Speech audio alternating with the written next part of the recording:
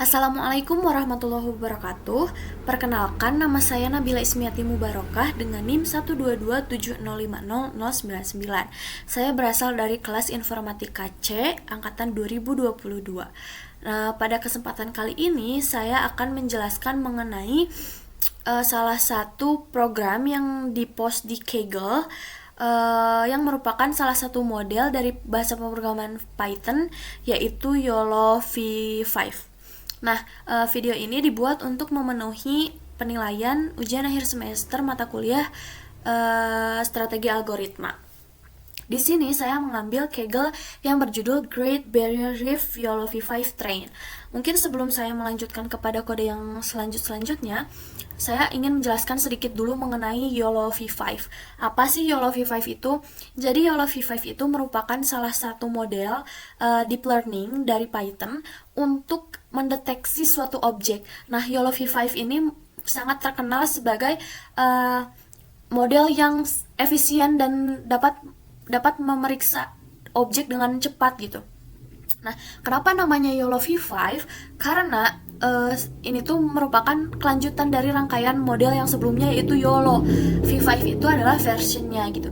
Nah, YOLO ini merupakan singkatan, yaitu You Only Look Once. V5 itu merupakan version 5 atau versi kelima. Saya sudah jelaskan bahwa YOLO V5 ini merupakan salah satu model untuk mendeteksi sebuah objek, maka codingan yang akan dijelaskan pada Great Barrier Reef ini sesuai dengan namanya, yaitu untuk mendeteksi objek-objek gitu. Nah, di sini saya akan menjelaskan import libraries yang ada. Ini ada import NumPy.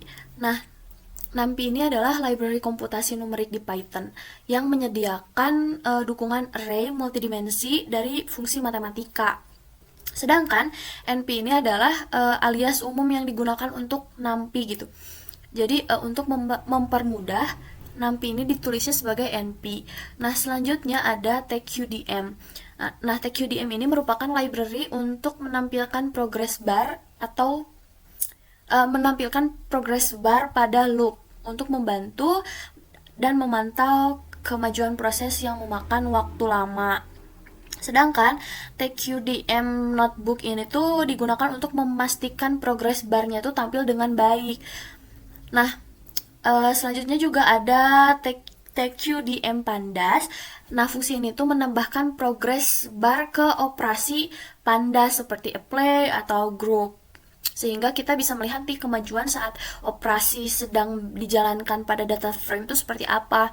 Nah, selanjutnya ada import Pandas, di mana Pandas itu merupakan library untuk memanipulasi dan analisis data di Python, sehingga dapat menyediakan struktur data dan fungsi untuk bekerja dengan tabel data frames. Nah, PD ini tuh sama seperti NP-nya NumPy. Jadi, biar mempermudah penulisan, maka Pandas ditulis sebagai PD. Selanjutnya ada import OS. Nah, ini tuh merupakan modul bawaan Python untuk berinteraksi dengan sistem operasi sesuai namanya operation system, jadi OS, untuk mengakses file system, directory, dan lingkungan segala macam. Nah, selanjutnya ada CV. CV ini tuh library untuk ngolah gambar dan video untuk mengimpor OpenCV di Python. Selanjutnya ada Matplotlib. Nah, ini tuh untuk visualisasi data di Python gitu. Jadi, sedangkan PyPlot ini tuh untuk merupakan sebuah modul di dalam fungsi untuk membuat grafik dengan cara yang mirip dengan MATLAB gitu. Jadi di MATLAB itu kan membuat grafik. Nah, si Matplotlib PyPlot ini tuh membuat grafik yang mirip seperti di MATLAB tapi dalam program Pilot seperti itu. Nah, sedangkan PLT ini tuh seperti NP dan PD tadi, agar mempermudah penulisan maka ditulis sebagai PLT. Selanjutnya ada Glob. Glob itu merupakan modul bawaan Python yang digunakan untuk menemukan semua path names yang cocok dengan pola tertentu yang bergantung dengan aturan penyesuaian pada file Unix. Selanjutnya ada shuttle. Nah, shuttle ini tuh bawaan Python yang menyediakan fungsi untuk operasi file tingkat tinggi seperti menyalin dan menghapus file dalam directory. Nah, selanjutnya ada sys. Ini tuh untuk menyediakan akses beberapa variabel yang digunakan atau dipelihara oleh interpreter Python dan fungsi-fungsi yang berinteraksi kuat dengan interpreter. Nah, sedangkan di sini ada syspeth-append input TensorFlow Great Barrier Reef. Nah, ini tuh menambahkan path spesifik path yaitu syspeth untuk menemukan modul atau paket yang tidak ada dalam path standar gitu. Dan pada program kali ini tuh ditaruhnya tuh di input TensorFlow Great Barrier Reef sesuai dengan judul ini. Selanjutnya ada from joblib import parallel. Nah, joblib ini merupakan library yang menyediakan dukungan untuk eksekusi paralel dan caching hasil dari fungsi yang memakan waktu lama. Sedangkan paralel dan delay digunakan untuk paralelisasi loop atau fungsi. Nah, selanjutnya ada IPython display. Nah, ini tuh modul untuk menyediakan berbagai fungsi untuk menampilkan objek di notebook IPython Jupyter. Nah, selanjutnya ada import 1DB. Import 1DB ini untuk 1DB ini tuh merupakan weight and bias. Jadi singkatan gitu, weight and bias gitu. Jadi W and B. Kita bacanya 1DB aja biar gampang. Nah, di sini ada import WNB atau 1DB, di mana ini tuh melacak eksperimen machine learning, menyimpan matriks dan visualisasi hasil. Selanjutnya ada try from Kaggle secret import user secret client. Nah, ini itu untuk mengimpor. Jadi try ini tuh mencoba, sesuai namanya try, mencoba mengimpor user secret client dari modul Kaggle secret ke lingkungan Kaggle untuk mengelola data sensitif seperti API key tanpa mengekspornya dalam kode gitu. Nah, sedangkan user secrets ini tuh user secrets sama dengan user secret client ini tuh membuat instance dari user secret client sehingga kita dapat mengakses user secret yang disimpan di Kaggle secara rahasia gitu. Selanjutnya ada API key. Nah, API key ini tuh API key sama dengan user secret.getSecret ini tuh mengambil API key untuk WNB ini dalam rahasia pengguna Kaggle. Baik, selanjutnya setelah WNB di sini ada metadata. Nah, di sini udah jelaskan kayak beberapa kayak train image to folder bla bla bla. Terus di sini ada kodenya di mana vault 1 itu untuk menentukan vault mana yang akan digunakan dalam teknik cross validation. Nah, ini tuh merujuk pada bagian data yang akan digunakan di iterasi pelatihan tertentu. Selanjutnya ada DIM 300, DM 3000, maaf. Ini tuh untuk menentukan dimensi atau resolusi gambar yang akan digunakan. Nah, ini tuh gambarnya tuh nanti semuanya akan diubah jadi 3000 pixel. Selanjutnya ada model YOLO V5S, yaitu versi kecil yang akan digunakan untuk pelatihan. Jadi YOLO V5 itu memiliki beberapa ukuran, ada S, M, L. Nah, di sini tuh kita pakainya yang S. Terus selanjutnya ada batch 4. Itu tuh untuk menentukan ukuran batch, yaitu jumlah sampel yang akan diproses. Selanjutnya ada epoch 15. Ini tuh untuk menentukan jumlah epoch, jumlah kali seluruh dataset yang akan diproses. Nah, selanjutnya ada optimizer. Optimizernya di sini Adam. Kenapa gitu? Untuk mengoptimasi yang akan digunakan selama pelatihan. Nah, Adam itu salah satu optimizer yang populer untuk menggabungkan kelebihan dari optimasi ADA Grade dan RMS Probe. Nah, di sini ada Project Great Barrier Reef. Itu tuh untuk menentukan nama project yang bakal ada menentukan nama project di WNB. Nah, data dan metrik pelatihan tuh bakal di-log di project dengan nama ini gitu. Selanjutnya ada name F model, dim fault ini tuh untuk menentukan nama run di WNB. Nah, nama run ini tuh dibuat dinamis berdasarkan model, dimensi gambar, dan fault yang digunakan. Misalnya tuh jadinya tuh nanti YOLO V5S dim 3000 fault 1 sesuai dengan ini. Tuh. Terus di sini ada remove no box, dimana kondisinya adalah true, untuk menentukan apakah gambar tuh tanpa bounding box harus dihapus apa enggak. Nah, kalau misalkan kondisinya true, maka gambar tanpa objek itu akan dianotasi, akan dihapus. Objek yang dianotasi akan dihapus dari dataset. Nah, selanjutnya di sini ada root dir, di mana Kaggle input bla bla bla bla.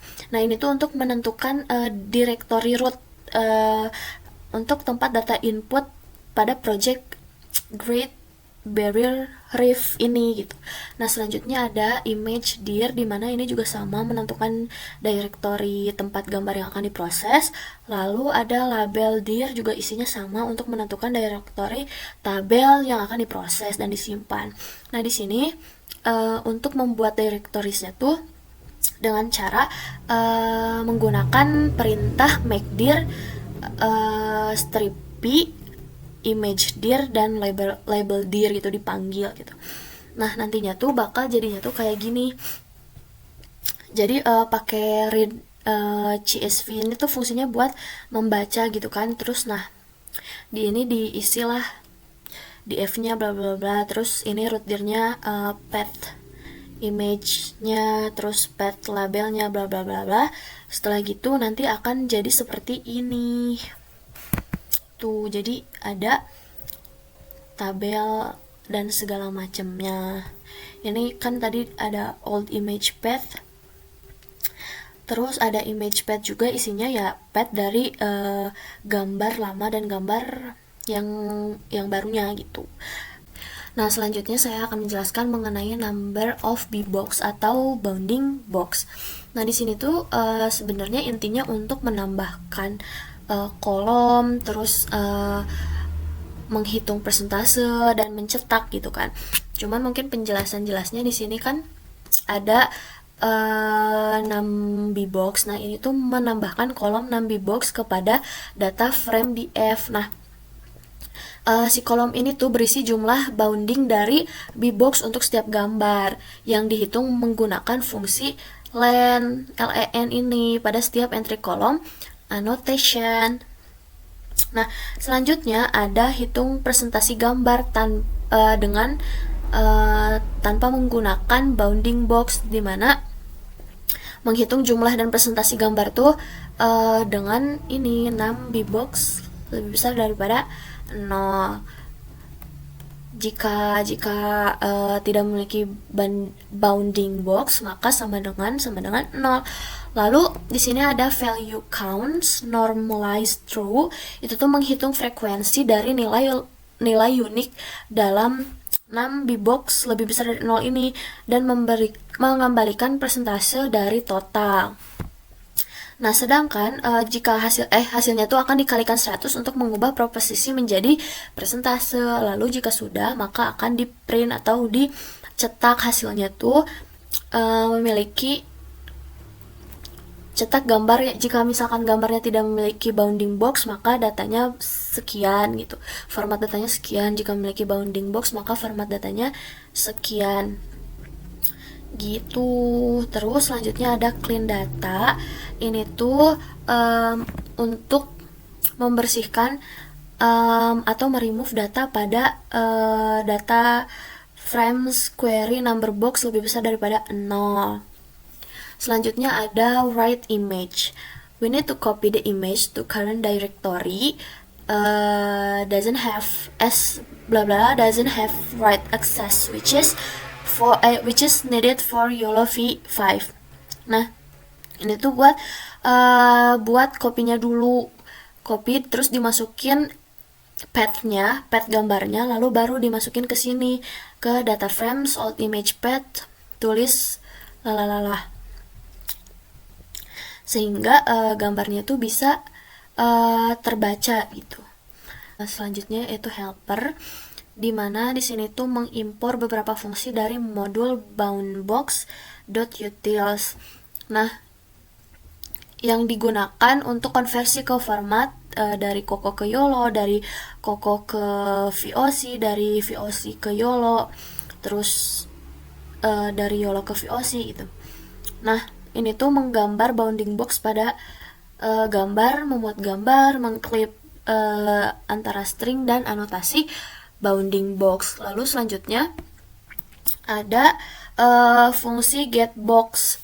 Nah, pada fungsi get bounding box ini adalah untuk mengubah anotasi bounding box yang diberikan dalam format dictionary menjadi daftar nilai. Tuh. Nah, unots tuh daftar dictionary-nya, dan fungsi ini mengembalikan data dari daftar nilai bounding box gitu. Jadi pakai fungsi unot. Selanjutnya ada get image size. Nah, ini tuh untuk mengambil ukuran gambar, lebar dan tinggi untuk setiap baris gitu, berdasarkan data frame pada path gambar yang kita pakai, yang kita masukkan. Sedangkan fungsi ini juga bisa menambah informasi lebar, terus tinggi kepada baris row, return row. Nah, di sini ada inp random set 32. Nah, ini tuh generator buat angka acak dari 6pi menjadi 32, memastikan bahwa hasil acaknya tuh akan konsisten. Jadi biar konsisten semua gitu. Terus di sini ada definisi warna acak, di mana membuat daftar colors yang berisi satu tapel warna acak gitu. Nah, setiap warna tuh merupakan tapel 3 nilai, yaitu RGB, yang akan dihasilkan dari 0 hingga 254 gitu.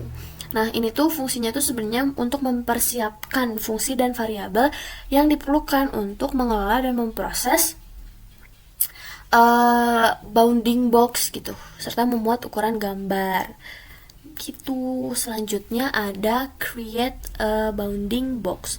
Nah, pada di FB box ini, pada baris ini tuh fungsinya tuh menambahkan kolom baru, yaitu bounding box, ke data frame df. Nah, menggunakan fungsi progress apply dari pandas untuk menerapkan fungsi get bounding box. Lalu setiap entry-nya tuh, setiap entry dalam kolom annotation-nya itu akan menampilkan progress bar gitu. Nah, fungsi getBox ini untuk mengubah anotasi bounding box dari format dictionary menjadi daftar nilai. Lalu di sini ada data frames atau df.head. Ini tuh untuk menampilkan dua baris pertama dari data frames, makanya di sininya 2. Terus memverifikasi kalau misalkan kolom baru dalam bound box-nya tuh telah digambarkan dan telah diisi dengan benar. Selanjutnya ini tuh ada get image size. Get image size ini tuh buat ngatur aja tinggi sama lebar image-nya tuh mau seperti apa. Nah, nanti bakal ditampilin di head nomor 2 sama kayak ini gitu, di data frames 2 ini gitu. Nah, selanjutnya ada create labels. Pada create labels ini ada CNT sama dengan 0, all bound box sama dengan 0.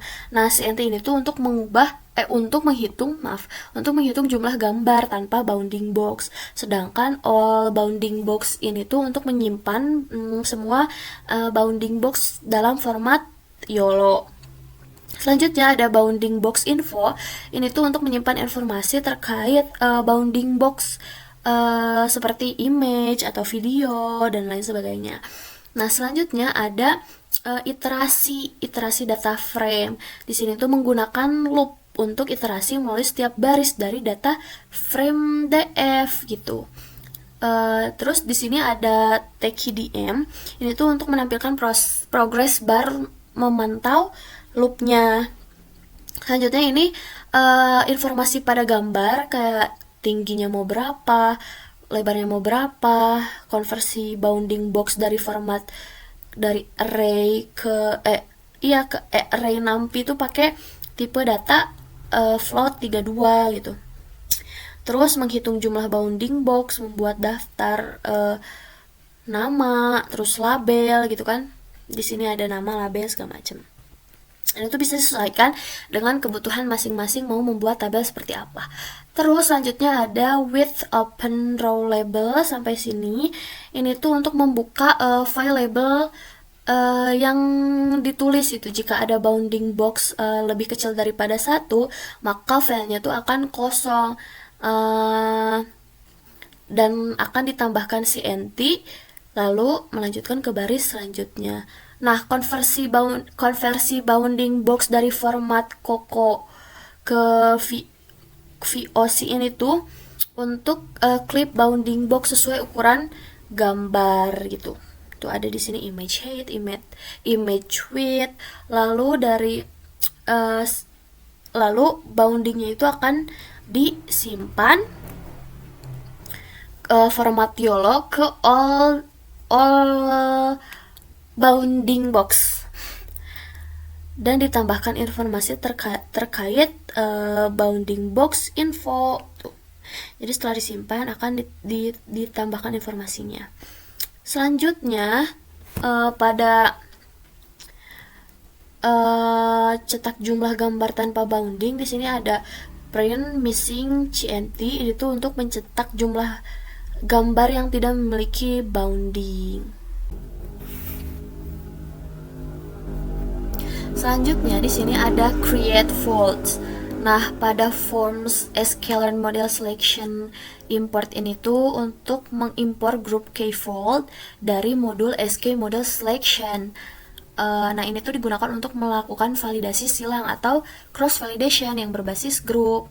Selanjutnya ada df sama dengan df reset, dimana mengatur ulang indeks dimulai dari 0 secara berturut-turut. Nah, di sini ada juga df fold.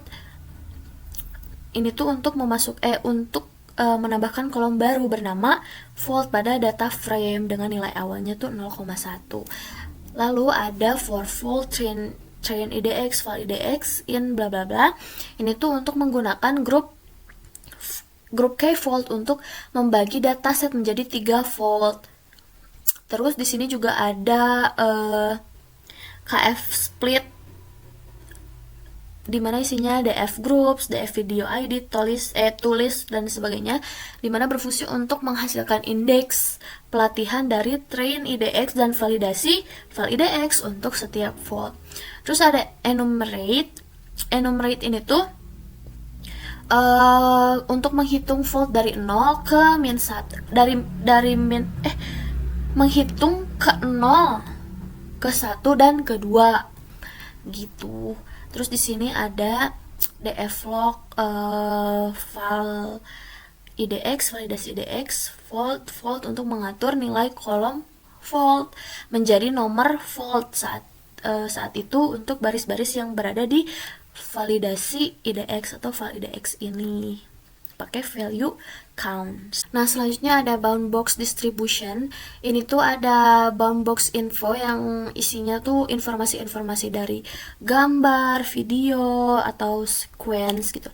Sedangkan kalau misalkan all boundbox ini tuh isinya tuh koordinat bounding box dalam format YOLO menjadi satu array NumPy dengan menggunakan np concatenate. Lalu si array NumPy ini tuh diubah menjadi data frame dengan kolom-kolom yang sesuai, yaitu image, video, sequence, xmid, ymid, w, sama h. Selanjutnya ada fungsi konversi. Ini tuh konversi si xmid, ymid, wh ini tuh jadi tipe data float pakai s-type. Selanjutnya ada menghitung kolom menggunakan area, di mana ini tuh merupakan luas bounding box dalam pixel. Nah, ditentukannya tuh sekarang tuh weight sama height-nya tuh 1280 sama 720. Ini bisa disesuaikan sesuai dengan proyek yang kita mau bikin gitu. Nah, nantinya tuh codingan yang tadi semua tuh jadinya tuh akan menjadi box seperti ini, dimana ada image ID, video ID, sequence, xmid, ymid, weight, height, area, dan fold gitu. Nah, mungkin masih banyak ya contoh-contoh lainnya. Di sini juga dikasih tahu contoh-contohnya.